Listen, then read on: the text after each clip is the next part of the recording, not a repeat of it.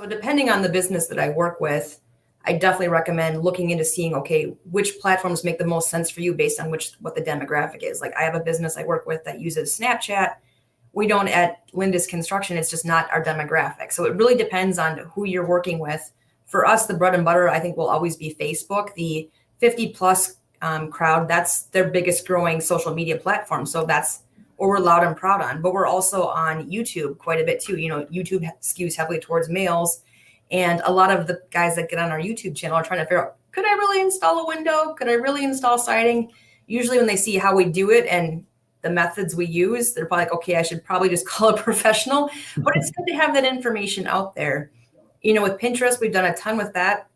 All of our pins actually go back to our website. It's project photos and then goes back to our website. So that's a good way to get in front of women in a way that engages with them. So it's just kind of all about picking a mix of what makes sense. And people consume social media in so many different ways. So just kind of hitting all of those different demographics. I don't place one emphasis more on the other. I think it's good to have a mix.